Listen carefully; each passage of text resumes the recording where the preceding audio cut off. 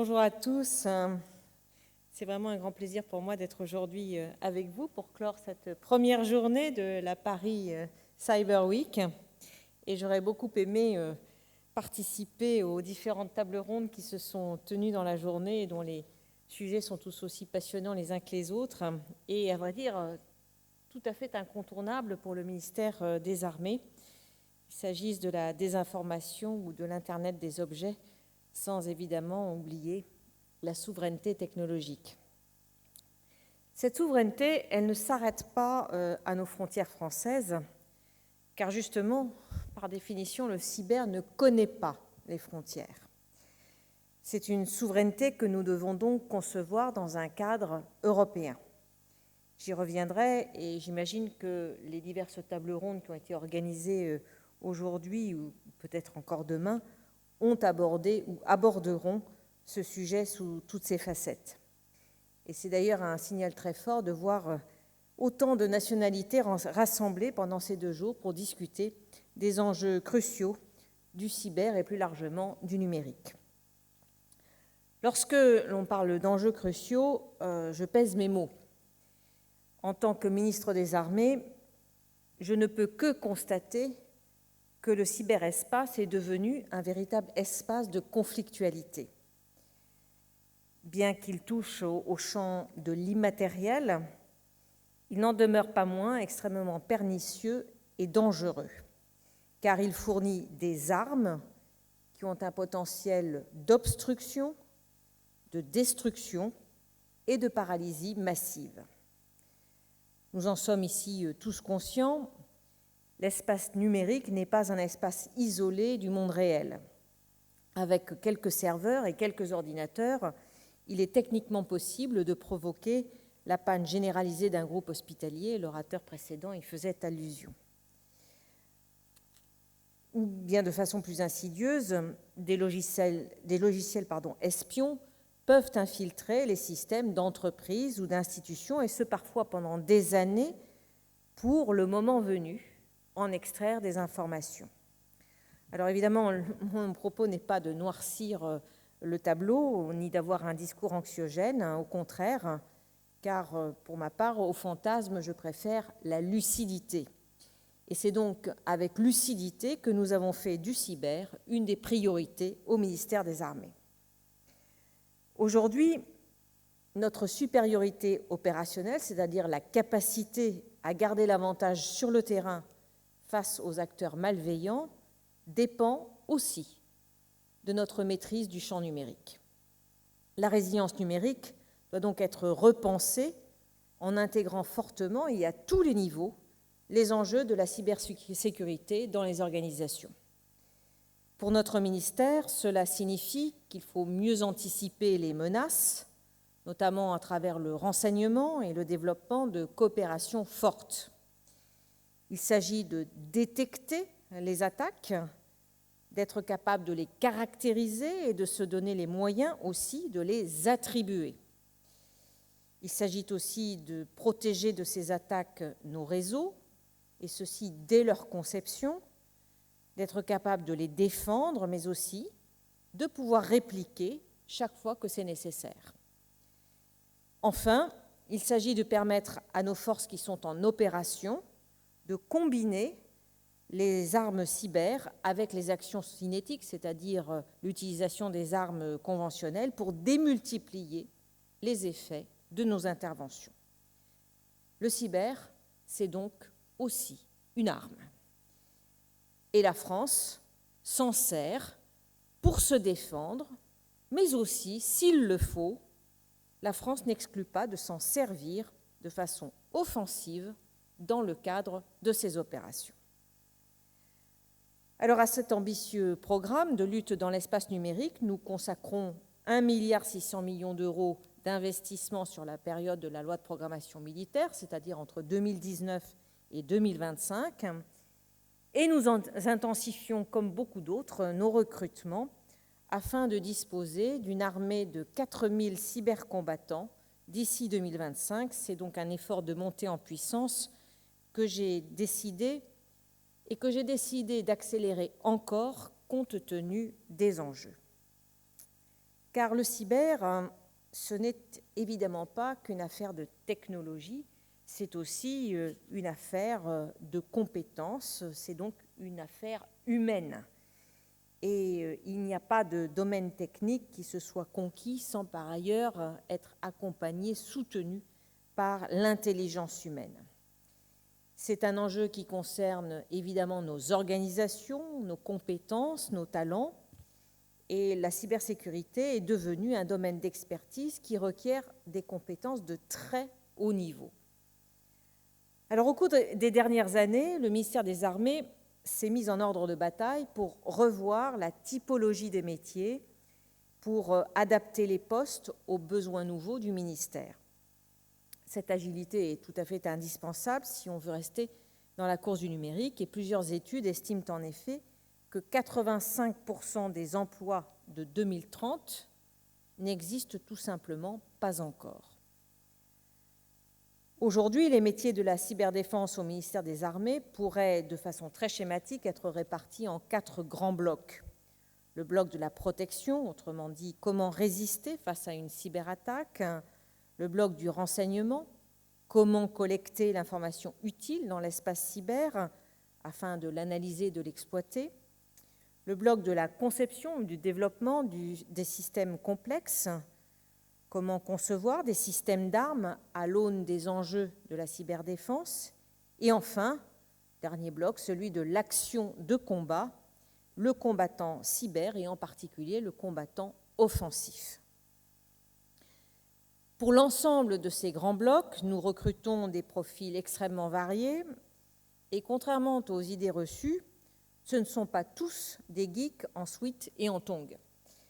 Alors certes, nous avons besoin aussi de développeurs qui portent des sweats et des tongs, qui sont capables de développer des solutions de cybersécurité ou encore d'assumer des fonctions d'investigateurs numériques, c'est-à-dire des enquêteurs qui manient avec beaucoup de dextérité le codage informatique et qui sont capables de fouiller les réseaux, les logiciels ou tous les supports numériques pour évaluer les dommages induits par un système qui aurait été compromis. Mais nous avons aussi besoin d'un grand nombre de spécialistes en gestion de crise, en planification et en conduite d'opération, ou bien des personnels sachant réaliser des audits de la sécurité de nos systèmes. Et je crois que c'est essentiel de bien connaître et faire connaître cette diversité des métiers et les multiples possibilités qui existent dans le domaine de la cyberdéfense. Dans ce contexte, la formation est évidemment indispensable et nous avons donc intensifié fortement nos efforts en la matière. En septembre 2020, nous avons conclu un accord cadre interministériel dans le domaine de la formation cyber qui associe 9 ministères et 54 établissements publics. Et puis par ailleurs, vous le savez, les masters et les BTS qui sont spécialisés dans ce domaine se multiplient, aussi bien dans les grandes écoles en général que dans les grandes écoles de la défense de nos 3 armées, mais aussi en partenariat avec des écoles publiques. Nous mettons naturellement l'accent sur les jeunes. Sachez que depuis 2020, nous avons doublé le nombre d'apprentis en cyber. Nous multiplions les opportunités de sensibiliser nos futurs développeurs informatiques, nos experts en ciblage numérique ou bien autres conseillers en opération dans le cyberespace à nos métiers. Et en mars 2021, près de 400 étudiants se sont mobilisés pour entrer en immersion dans l'univers de la cyberdéfense et participer à DEFNet, qui est un exercice ministériel qui a pour objectif d'entraîner la chaîne cyberdéfense au combat numérique. Enfin, nous avons à cœur de faire participer l'ensemble des agents et des personnels du ministère des Armées qui souhaitent travailler au profit de notre cyberdéfense. Nous accueillons donc un nombre déjà important de nouveaux cybercombattants et cybercombattantes, civils comme militaires, sous contrat court ou bien sous statut de carrière et qui s'épanouissent pleinement dans les nouveaux métiers que nous leur offrons. Nous avons développé des formations et des passerelles également à destination de celles et ceux qui ne disposent pas du tout de diplôme. Car dès que la motivation et l'envie sont là, sont bien présentes, alors il y a toujours une voie vers la cyberdéfense. Donc si je devais avoir un message aujourd'hui à destination de celles et ceux qui seraient tentés de rejoindre le domaine de la cybersécurité, et pourquoi pas au ministère des Armées, ce message est assez simple. Venez tel que vous êtes, car il n'y a pas de parcours type, il n'y a pas de case à cocher, et notre objectif, c'est de grandir avec vous. Et c'est un message que je veux répéter en particulier à destination des jeunes filles et des femmes, car nous avons besoin d'elles. Le cyber a besoin non seulement des hommes, mais aussi des femmes, qui représentent la moitié de l'humanité, et les métiers du numérique ont besoin des femmes, de leur créativité et de leurs compétences. Et pour ma part, je pense que la révolution numérique est aussi l'occasion de repenser en profondeur notre société et notre rapport au monde. Et donc nous ne pouvons pas, je dis nous parce que j'en fais partie, être absente de ce débat structurant pour l'avenir. Et au contraire, il faut le porter avec force et saisir cette opportunité extraordinaire que nous offre le numérique pour faire progresser nos sociétés vers plus d'égalité et plus d'inclusion. Aujourd'hui, au ministère des Armées, je suis assez fière de le dire compte tenu de ce que j'ai entendu en arrivant, 15% des postes cyber sont occupés par des femmes. C'est un chiffre dont je ne me satisfais pas et je me réjouis qu'il soit donc en hausse et que chaque année, nous recrutions de plus en plus de femmes dans ce secteur. En 2020, nous avons recruté 23% de femmes dans les métiers du cyber. En 2018, nous n'en recrutions que 13%, c'est-à-dire 10 points de plus en l'espace de 3 ans. Alors, je sais que ce résultat ne s'est pas produit par un coup de baguette magique et qu'il doit beaucoup à l'action remarquable du réseau Combattantes Numérique que je voudrais à nouveau saluer.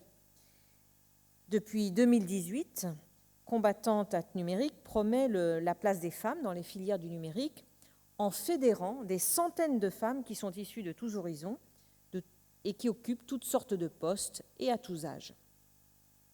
C'est un réseau ministériel qui a vocation à s'ouvrir vers l'écosystème académique, industriel et européen. Et je me réjouis notamment d'un partenariat qui est en gestation avec Women for Cyber, qui participe à cette Cyber Week et qui fédère les femmes présentes dans le secteur du numérique à l'échelle européenne. Car comme je vous le disais en introduction, le numérique est un domaine qui ne connaît pas de frontières et donc notre horizon, c'est bien celui de l'Europe. J'ai cru comprendre qu'une table ronde sera consacrée demain à la présidence française de l'Union européenne et le cyber figure évidemment parmi les priorités de notre présidence et nous comptons bien profiter de cette opportunité pour renforcer les liens entre les différents responsables nationaux et soutenir les projets européens qui sont dédiés à la cyberdéfense permanente.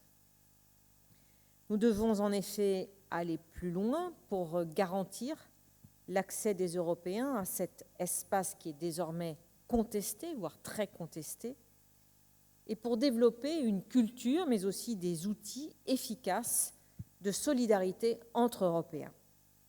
Car il ne faut pas se leurrer, si l'un d'entre nous est ciblé par une attaque, c'est potentiellement toute l'Europe qui peut être elle-même touchée. Et c'est un grand danger pour nos économies, pour notre sécurité, mais aussi pour nos démocraties. Et à cet égard, l'adoption en septembre de l'année dernière par la Lituanie, la Lettonie ainsi que la France de la déclaration sur la protection des démocraties a constitué un pas important vers une prise de conscience, celle de la nécessité de renforcer notre résilience face à ce type de menaces. Alors, dans le même esprit, le COM cyber français, ici présent, participe à la conférence des Computer Emergency Response Teams militaires qui est organisée par l'Agence européenne de défense. Nous fondons des espoirs importants sur ce Cénacle pour bâtir la confiance mutuelle, pour améliorer les mécanismes de partage de l'information sur la menace cyber et pour identifier des possibilités de développement capacitaire à l'échelle européenne. Nous devons donc nous entraîner ensemble, organiser des exercices au niveau européen pour, chaque fois que cela sera nécessaire, être en mesure de réagir ensemble. Nous devons, par ailleurs, renforcer nos capacités en la matière, car notre supériorité opérationnelle dépend étroitement de notre souveraineté technologique et, par effet d'entraînement, de notre souveraineté économique. Nous devons donc avoir notre propre façon d'innover en France et en Europe, car ce n'est qu'en développant notre industrie de défense nationale et européenne que nous aurons aussi des entreprises fortes et capables d'innover au profit de nos armées et plus généralement de la société. Ainsi, investir dans notre économie de défense, c'est stimuler l'innovation technologique et c'est aussi renforcer de fait notre souveraineté militaire.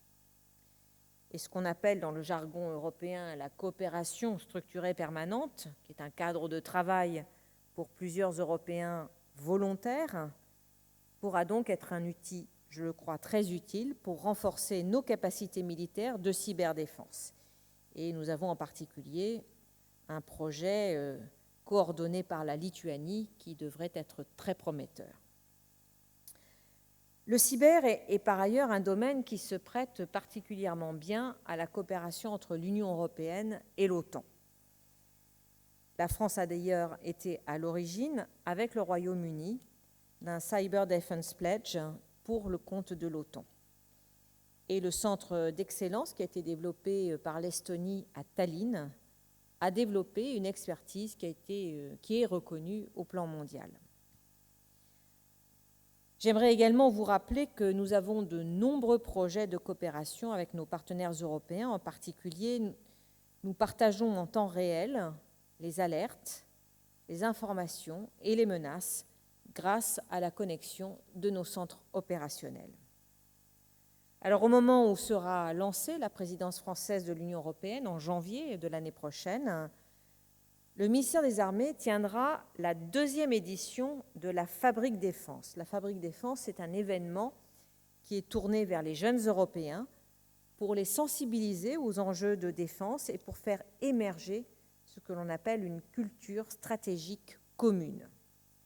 Et donc, je suis très heureuse que la Paris Cyber Week soit le premier événement labellisé la Fabrique Défense, en avance de phase, si je puis dire.